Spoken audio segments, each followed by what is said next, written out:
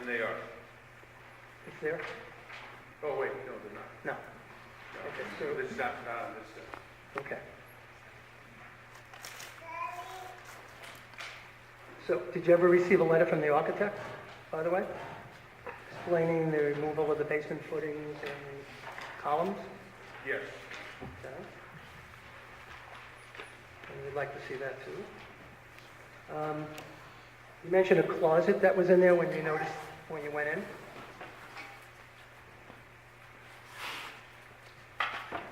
Or when Everett went in, we noticed the closet. That reduced the size of the garage that they were supposed to have, so you suggested or Here's the demanded somewhat that it had to be removed? letter I received from Robert Murphy on October 4th.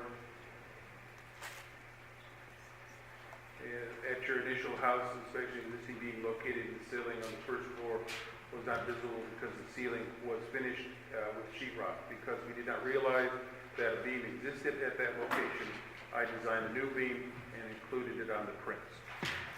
Consequently, the general contractor showed me the beam. I verified the existing beam is adequate to support the loads and it remains in place. Therefore, a new beam is not needed. And it's signed and sealed by the architect.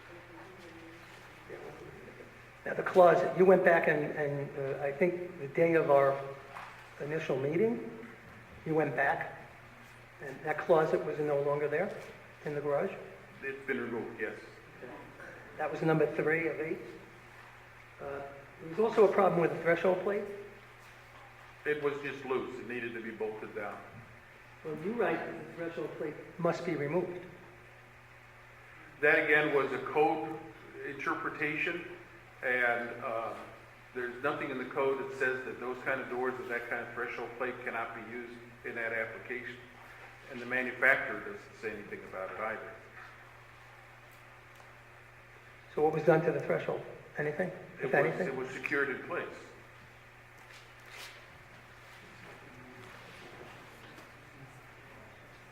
You also mentioned the Passover kitchen added in the basement must be constructed with 1 stove range and 1 sink.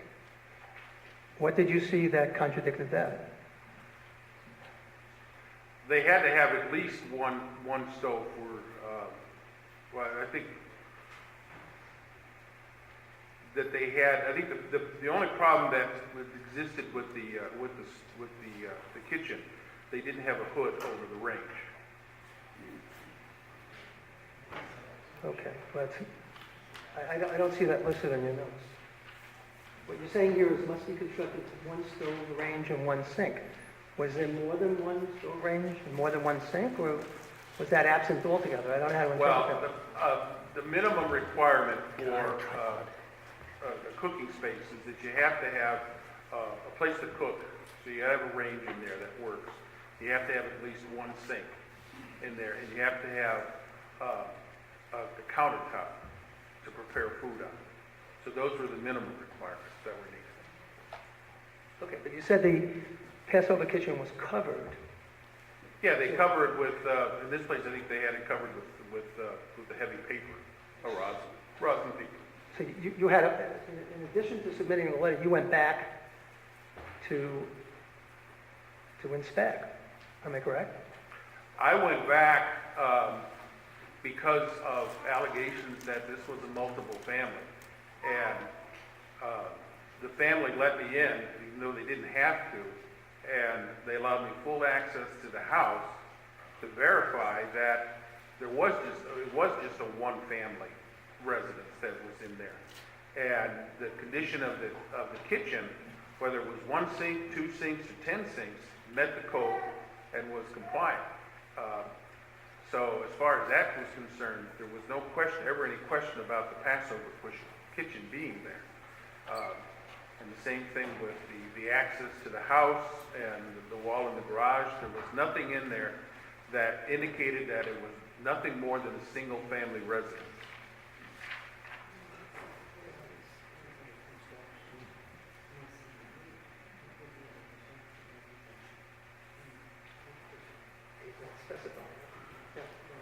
Yeah. So in number 5, we're still talking about Passover kitchen. It says all other construction not on the approved plans must be removed. Is that a general statement, or was there something specific that you saw?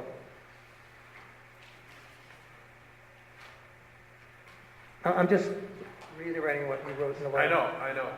And it's kind of a general statement to make sure that, that there's action being taken. Well, if you gave him 30 days from the date of the letter, which is, I believe, the 23rd of August, that's 30 days.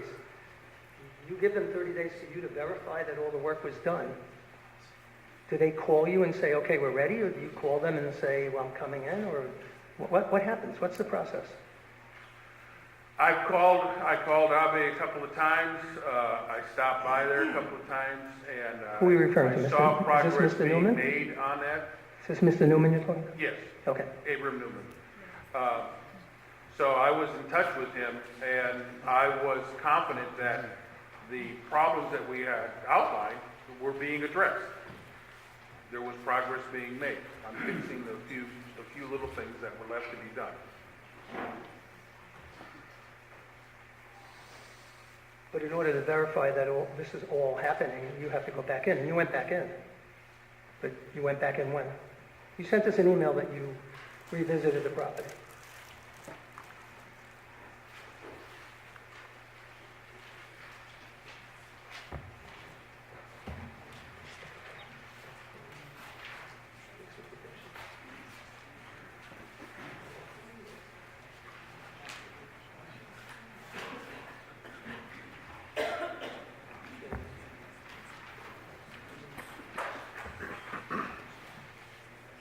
Okay, so again, the code I violation. sent an email out on December 18th. And that was before your ZBA meeting. And I said, in light of this evening's meeting, I made an additional inspection to 10 Pine Knoll Court. My continued conclusion is that this is a one-family residence. There's free access to all parts of the house. There are no deadbolts or locks on any of the rooms in the lower floor. There's a car parked in the garage. The Passover kitchen in the lower level was covered over and was not in use, as is the religious practice. There was only one gas and electric meter on the house. But by all reasonable and practical standards, this is a one-family residence. The homeowner was very gracious in allowing me free access to the entire house and letting me take pictures, and I included pictures. So getting back to the process, we're asking, The process is fluid and dynamic, and it's not like we're doing brain surgery here. This no, is I was a going to house. ask, is there another form that has to be given to the homeowner that says X, Y, and Z was taken care of? Or is this No, just a tacit the agreement fact between you and them? that progress was being done, I saw the problems being addressed, and the fact that I didn't revoke the CO meant that everything was in compliance, and there were no problems. The 30-day is kind of a standard thing to make sure that contractors are motivated. It's not all contractors are as motivated as Mr. Newman was, and sometimes it's just, you need a little stick to get the wheel to move, so to speak. And so this is not an uncommon practice to do it. Okay. And if, there's always, there's, in my discretion, I can revoke it or not, and if I don't see it, and I feel that there's a real need to revoke it, I'll revoke it. But in this case, everything was being taken care of. Okay. Now, there are two other submittals that you asked to see. One was that electrical inspection. Correct? It's number 6 on your list. Number 8 is the affidavit in connection with the installation of a second kitchen.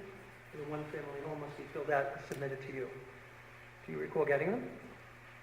I never asked him to fill out the affidavit for the second kitchen, because after looking at it, I felt that it was kind of beyond a reasonable request, that the wording in the certificate of occupancy calls it as a one-family residence, and that's what it was being issued at. So if after the fact, someone decides to do something other in violation, then it becomes a code issue that we can deal with. So I did not ask him for an affidavit, even though he was prepared to fill one out if I had asked him for one. Am I interpreting that to mean that a second kitchen is not the same as a Passover kitchen? No, the second kitchen is the Passover kitchen. I mean, there was an old form that I'd come across that I don't think would have passed legal muster. It was basically, I thought, was unreasonable and evasive and unnecessary. Okay.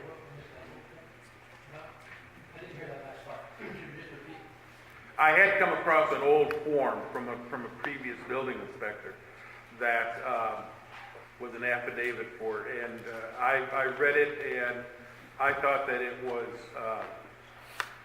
I don't know, it was abusive almost and redundant, because the C of O covers the fact that this is a one-family residence, and it's to be used as a one-family residence. Activities are incidental to those things that are associated with a one-family residence. So anything that happens after that is beyond my control. Now, the new door that was installed, the French doors, they're legal because you can get a car in and... They're probably better doors than you have in your own garage. Most garage doors are 9 feet by 6 feet. These are 10 feet by 80 inches. Okay, so they're bigger. And there's no code restriction that says you cannot use these type of doors. Just like there's no code restriction that says you can't paint your house yellow. I mean, that's a personal decision, and this is what they decided to put. So Russell, I just have a quick question, I guess as a subject matter expert in building materials, what kind of benefit, I'm just curious, do you think, just for my own edification, these kind of doors would provide a homeowner? Like, why would that be better for somebody than the other standard garage? Well, these doors are better insulated, they seal, so thermally, I think they're more efficient, they have a higher R value to them, they're more secure, and that they are steel doors, so they open up wide. So the benefit is really in the eyes of the beholder. So the benefit, so when you open the garage door to get your car in and out, you're saying you have to get out of your car, you have to open up one door, then the other door, drive your car in, get out of your car, close one door, then close the other door, correct? That's the way I get in and out of my garage. I don't have an automatic garage door opener. I get out. It's a fact, it's yes. I suppose there are probably automatic door openers you could get on there.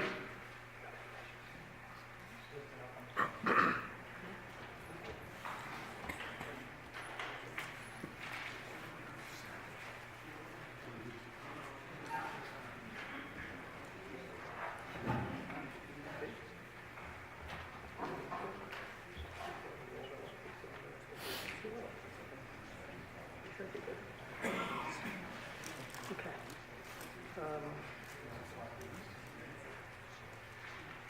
So based on your conversations and your visit at the house, which took place again, your final visit, the morning of our meeting, I believe it was the morning of the meeting, the 18th of December, you didn't see anything that would give you any indication that this is a two-family house? As I stated in my email I sent out, that this, and to this day, I haven't been back to the house, but this is a one-family residence, and there was no indication.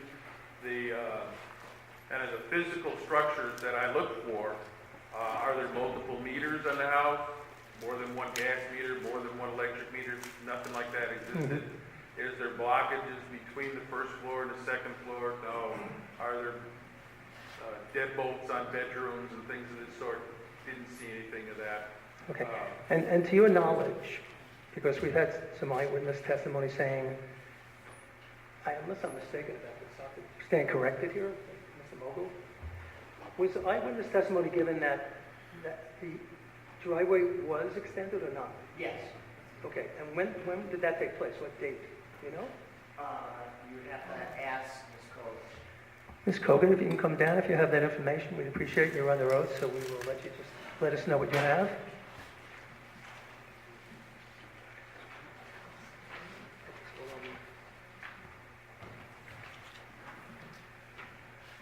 I have to ask, when did you go on vacation, Hal? And when did you come back? Okay, so it happened in November of 2018, sometime between, excuse me? No, 17, excuse me, I'm sorry. So sometime between the time Mr. Sherman left and returned from vacation. I didn't note the date, but I do have pictures of it. And I guess I shouldn't ask about swearing in. No, you're okay. I don't need to, I wanted to know if Mr. Glinicky has been. I'm a member of this board. I am. You know what, if you're here to answer questions at the request. I just thought I'd ask. Okay, thank you. Here to answer questions at the request of the zoning board. Typically don't appear at any zoning board meetings, so let's let them ask you questions. I know that the applicant now has counsel here, and it's a public hearing, public can speak, and I'm sure Mr. Mogul wants to weigh in again. The board have Any other questions from the board? Okay, so there was a wall between the garages. I see a picture of one. Did you ever visit the other garage? Oh, yeah. What was there? Is it a garage or? It was a garage, like many garages I've gone into. They had a refrigerator and freezer in there, okay, but there was no permanent structure that would inhibit that from being used as if you had to put a car in there, you could. Anything like air conditioner or anything different about it? Air conditioner is not prohibited by code, so I didn't see any code violations there. Was there an air conditioner in the garage? There was, in the one side, there was an air conditioner in the wall, and I think that was left from the previous owner. Now, the placement of an air conditioner in the wall is not, can be, if you think about it, you drive your car into a garage on a hot day, you're adding an extra heat load to the house. So instead of allowing that heat to go throughout the house, you can pull it out with that in-wall air conditioner. The other thing is if you're using the garage for other functions, say you're having it's Passover and you have a lot of people over and you're going to put the car outside and you're going to have extra tables set up for the kids to sit in, like Thanksgiving. You got the kiddie table set up in the garage. You have an air conditioner in there to keep it cool, or if it's 4th of July. I mean, there's nothing in the code that says you can't have an air conditioner in your garage. So under normal circumstances or in a situation like this where you had families live in neighborhoods and think something is going on, what would be a red flag to somebody living in a neighborhood where they would think there was a two-family situation going on in a one-family house? How would they know what to come to you with as a complaint? What we do is we ask, and in fact, I had even invited Hilda to an illegal housing seminar that was being given to try to get people kind of educated a little bit to help us, because at code enforcement we can't be all places at all times. So we look for multiple meters going on the house,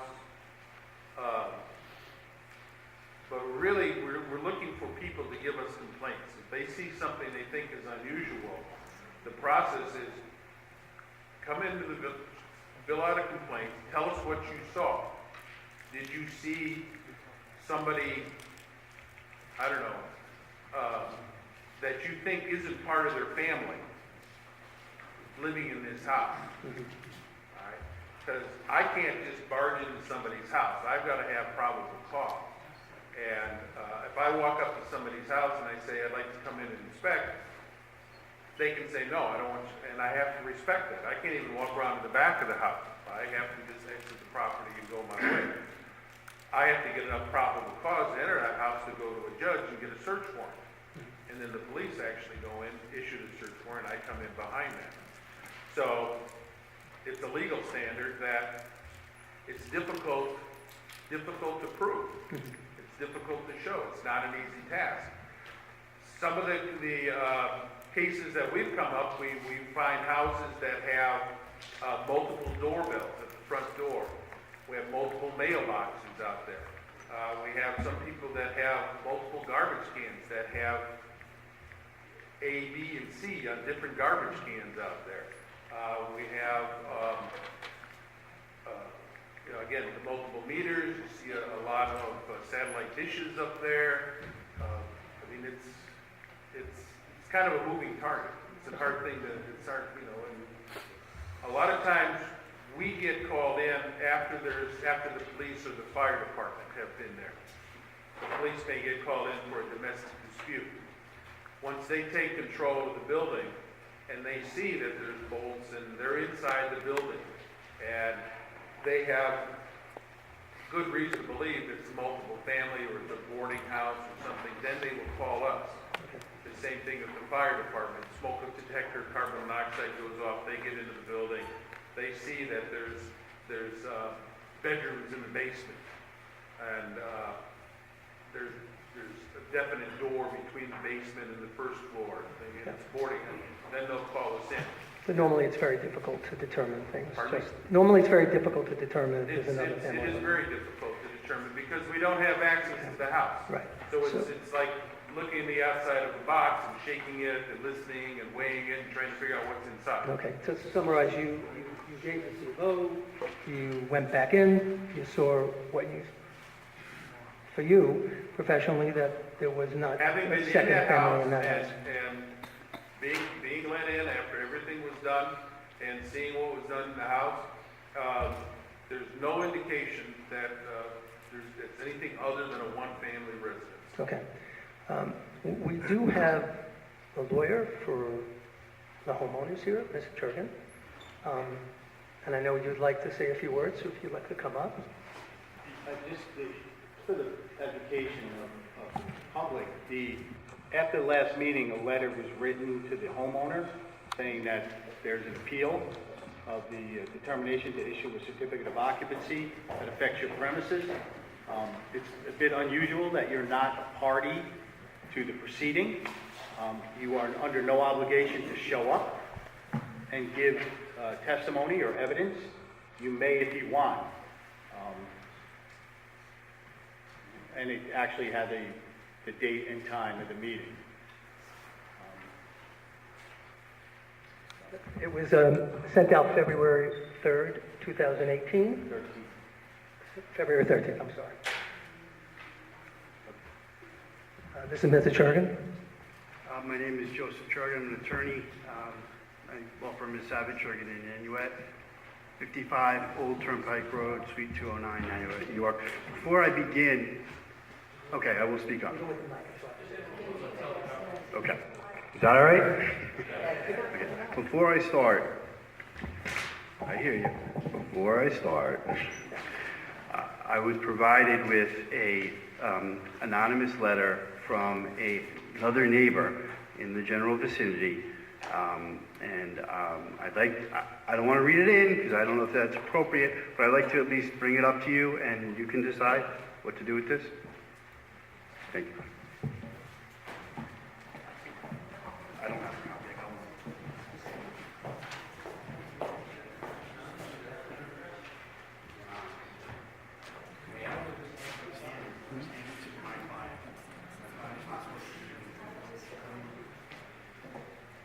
This was handed to my client. My client was asked not to reveal the identity of the person who gave it because the person who gave it is scared.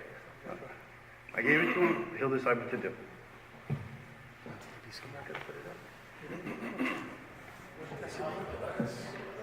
Yes. We appreciate this, but we can't put this up. No problem. Thank you. It is what it is. Yeah.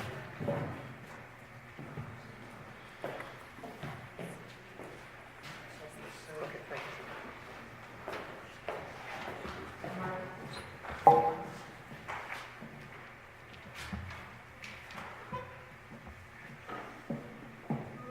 Chairman, ladies and gentlemen of the ZBA, thank you for hearing me. I represent the owner of this property, Mr. Newman, and his wife and his daughter. Unfortunately, though, his wife and his daughter had to leave. I think you saw her before, but I want to thank you for hearing me today. I want to preface my remarks by saying that I know this neighborhood. I lived in this neighborhood. I went to this very junior high school. Okay? I rode my bike down Pine Brook Road past this court when I was a kid. That was a long time ago. I understand that. That neighborhood has changed tremendously. I understand that. It is still changing. I also understand and appreciate that there are people who do not like the fact that that neighborhood is changing. When I was in this school and when I was in Spring Valley High School, I learned that the government, whether it's federal, state, or local, cannot, and I'm not saying that's what's being done here, but cannot prevent people from moving into their house because of their race, their religion, their skin color, or any other thing. If they have the money to buy the house, they have the right to live in the house. And I'm not saying that this board is or ever has practiced what I just said, but I firmly believe that that is what the applicant is asking you to do. Your code has a definition for a certificate of occupancy. I downloaded it from your website. It's an official certification that a building or structure conforms to this local law, which is the code, and the New York Fire Prevention State Building Code, and may be occupied. I think that relates to safety and security of the structure. That's the way I interpret that. I've heard nothing to say that that's not true, that it's not safe, that it's not habitable. I do not believe the applicant is in any way concerned about the safety of my client, his wife, and his daughter. That's not what this is about. This is about something else. In addition to coming here, the applicant filed a complaint with the County Department of Health. I received a letter from the County Department of Health saying, we want to inspect to see whether it's a two-family house, and if you don't let us in, we're gonna get a search warrant, we're gonna break down your doors, and we're gonna go in. Should we be really having neighbors doing this? Is that really where we are? I don't think so. Your building inspector, who I've dealt with on many previous applications, is not a pushover. He is not. He is not sleeping. He is not in anybody's pocket. He does his job. I've been against him. I've been frustrated by him many times because he's done his job. I have not heard anything here today, and I did not read anything from that last meeting that would show that this house is, when he inspected it and granted his CO, because that's what we're talking about today, was anything but a single-family house. There's no evidence before you. There has been no evidence put before you to show that there's anything but a single-family house. The only evidence that I'm aware of is a letter that was intercepted and opened by the applicant, which said, had somebody else living there.